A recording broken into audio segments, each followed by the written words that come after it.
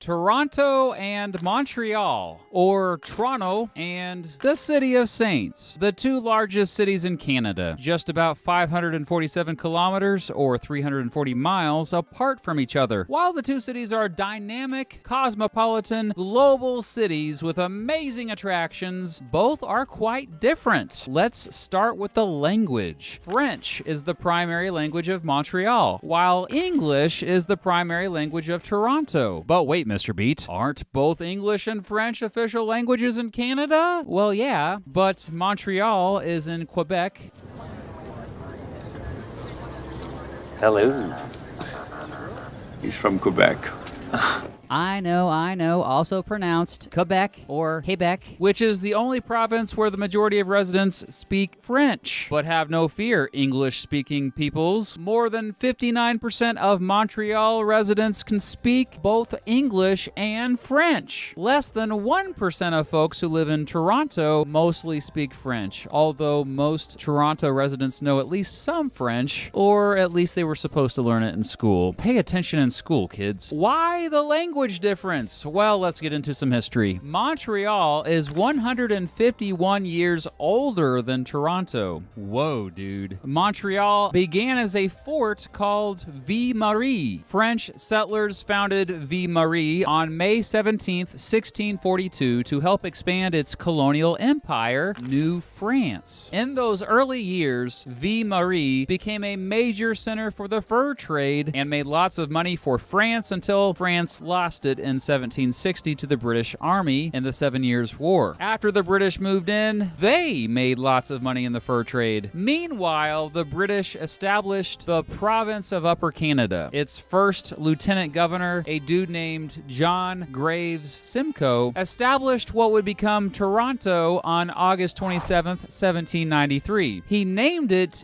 York to kiss King George's butt, since the Duke of York was King George's son. It was meant to be a temporary capital of Upper Canada, but folks liked it so much it ended up becoming the permanent capital. During the War of 1812, American troops attacked the fort which protected York, called Fort York, of course. In fact, the Americans attacked it twice, taking it over in April 1813 and pillaging and burning parts of the city to the ground. Hey, speaking of which, my Canadian friend Tristan from Step Back History, who just so happens to live in Toronto, made a video about the War of 1812 from the Canadian perspective. Be sure to go check it out when you're done watching this one. Anyway, the Americans capturing what would become Toronto in the War of 1812 really wasn't that big of a deal because the real prize would have been Montreal. By this time, Montreal was quickly becoming one of the most important cities in all of North America. It really started to grow, however, after the opening of the Lachine Canal in 1825, and after it was briefly the capital of the United Province of Canada. York residents decided to become all official in 1834, renaming their city to Toronto. Toronto's first mayor, William Lyon Mackenzie, led a rebellion in 1837, but Upper Canada forces put that down pretty quickly, and Mackenzie and others fled to, you guessed it, the United States. For the rest of the 1800s, both Montreal and Toronto grew steadily. It helped that they both annexed surrounding communities. In fact, one reason why Montreal became a predominantly French-speaking city is because of these annexations. Still, throughout that time, Montreal dominated over Toronto in every category. In 1901, Montreal had around 326,000 people, and Toronto just had around 238,000. However, after World War II, Toronto caught up and surpassed Montreal in population, becoming the new economic capital of Canada. Since then, both cities have steadily grown, both competing to dominate the culture of Eastern Canada, although the two coexist quite well with Toronto's Anglophone focus and Montreal's Francophone focus. Don't get me wrong, many in both cities talk trash about the other. Today, the Toronto metropolitan area has around 5.9 million people. Montreal's metro area has around 4.1 million. Montreal has a lower population density than Toronto, Toronto. Toronto has 3 international airports. Montreal has 2. While both cities rank among the top for best big cities in the world to drive in, that doesn't mean they don't have traffic. Montreal's traffic is a little worse though, mostly due to the fact that it's on an island and roads often get congested on bridges. So how about transit? Both have pretty solid public transit, although Toronto has a better system according to at least one ranking. But if you asked Torontonians about it, I'm sure they'd have lots to complain about. Montreal has several public transit providers. 2 of the biggest are the Montreal Transit Corporation and Montreal Metro. Toronto has the Toronto Transit Commission, which has a huge network.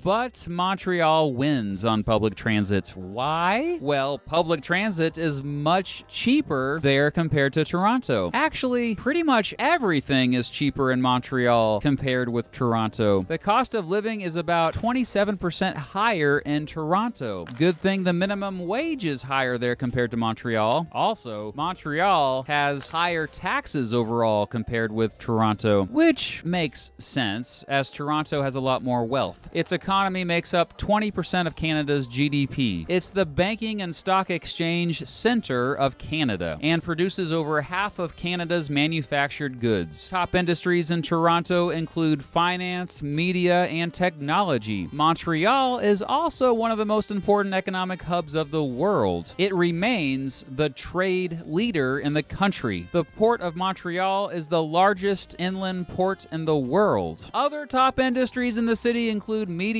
artificial intelligence, and, believe it or not, video games. Notice how I said both were media hubs? Perhaps obviously, Toronto is Canada's English language media hub, and Montreal, Canada's French language media hub. Montreal currently has a lower unemployment rate. Both have similar poverty rates. Both cities have pretty low crime compared with other cities of comparable size, but Montreal has a lower murder rate. While both cities have bike sharing programs, Montreal's is more than twice as big. Oh, now, how about the people? The people in both cities are great. Oh, you want more than that? Well, the average age is about the same in both cities. Montreal's huge student population surprisingly doesn't bring it down more. Both cities are multicultural hubs filled with immigrants from all over. However, Toronto has a lot more. 46.1% of Toronto residents were born in another country, compared with 23.4% of Montreal residents. Roman Catholics make up the largest religious group in both cities. Toronto gets a little warmer in the summer, and Montreal gets a little colder in the winter. Don't get me wrong, both cities have long, brutal winters with lots of snow, but Montreal definitely gets a bit more of that. Montreal gets quite a bit more precipitation than Toronto, and yeah, less sunny days. As I said earlier, Montreal is on a freaking island. The island of Montreal, as a matter of fact. There are more people living on that island than any other island surrounded by fresh water in the world. The island is surrounded by the majestic St. Lawrence River to the south and the Rivière des Prairies to the north, a delta channel of the Ottawa River. Fun fact, Montreal used to have a river it dumped sewage in called the St. Paris River. It was so bad that for safety's sake, Montreal residents buried it. Toronto has the Humber and Don rivers, but who cares about rivers when it has a giant lake, baby? That's right. It sits right on Lake Ontario. But while Toronto has one of the Great Lakes, it doesn't have mountains nearby to escape to like Montreal does. But why escape? Both cities are fairly clean and have less pollution than most cities of their size. How about professional sports teams? Well, Montreal has the Canadiens for hockey, the Alouettes for Canadian football, and Impact for soccer. Toronto has you straight up beat for a number of professional sports teams, with the Maple Leafs for hockey, Argonauts for Canadian football, and Toronto FC for soccer, plus the Raptors, who play in the NBA, and Blue Jays, who play in the MLB. I know, Montreal used to have the Expos. The Leafs and Habs are pretty big rivals in the NHL, by the way. Excuse my pronunciations here, but major attractions in Montreal include Mont Royal, Parc Jean Drapeau, Notre Dame Basilica of Montreal, and Old Montreal. Major attractions in Toronto include the CN Tower, the Distillery District, the Royal Ontario Museum, and the Toronto Islands. Other random differences: while Montreal hosted the 1976 Summer Olympics, Toronto has surprisingly never hosted the Olympics. Montreal has hosted a World's Fair, and Toronto hasn't. While the French food in Montreal is obviously unbeatable, Toronto tends to have more food diversity overall. And sorry, Montreal, Toronto's roads tend to be in better shape. Toronto has stricter laws on drinking alcohol. In fact, the drinking age is 19 in Toronto and just 18 in Montreal. And finally, the architecture in Montreal is far superior. Uh-oh, I'm getting into my opinion. I better stop while I'm ahead. The bottom line is, for Canadians looking to move to the big city, they have two fantastic choices.